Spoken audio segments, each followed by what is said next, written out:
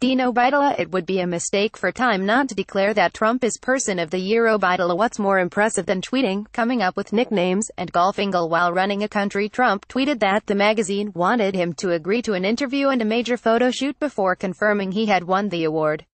Trump would have none of that, tweeting, "I said probably is no good," and took a pass. A short time later, however, Time responded on Twitter by challenging Trump's account. "The president is incorrect about how we choose Person of the Year. Time does not comment on our choice until publication, which is December 6th. Hey, let's stop debating whether Time magazine formally offered this honor to Trump or not and get to the real issue. Time magazine executives, if you are reading this, Trump deserves to be Person of the Year. Hell, Trump should get Person of the Decade, maybe even the Millennium. And I say that as someone who has been a very, very vocal critic of Trump. You see, Trump is doing something as president that we have not seen in the modern era, if ever. Most presidents seemingly work non-stop on the business of running the government. It's an acutely intense and stressful job, which no doubt explains why presidents age so dramatically in office. But Trump doesn't just work at the business of government, he does so much more. First, there's Trump's tweeting.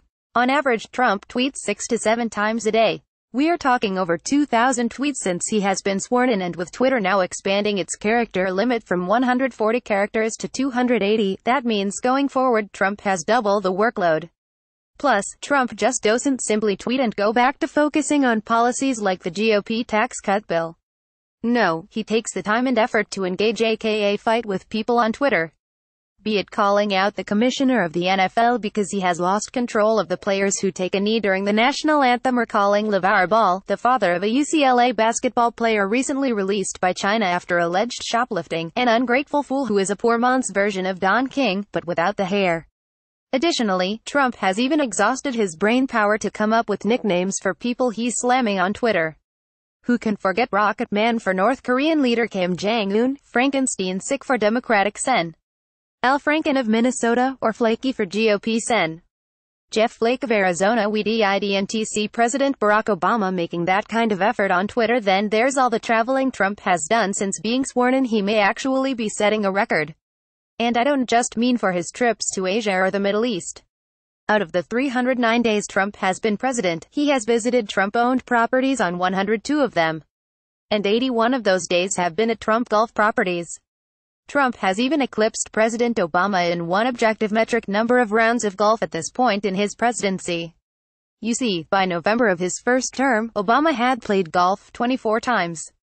What about Trump in that same time frame? At least 35 times. So take that, Obama, and if that weren't demanding enough, Trump also somehow finds time to Fox News and even live tweet about some of the programs. Simply put, this man is a miracle. If Time magazine makes a huge mistake by not declaring Trump Person of the Year, then I hope Trump does more than lash out on Twitter. Trump should mimic what he did in the past and commission fake covers of Time magazine that depict him on the cover. And Mr. President, if you are reading this, please don't let the main media executives tell you that you don't deserve a special award. You do. Anyone can work 247 on running the government, but you, sir, do so much more, from mocking people on Twitter with your uniquely coined nicknames to playing rounds and rounds of golf at taxpayers' expense to spending time at your private country clubs to wing Fox News. That's why you absolutely must be the 2017 Person of the Year.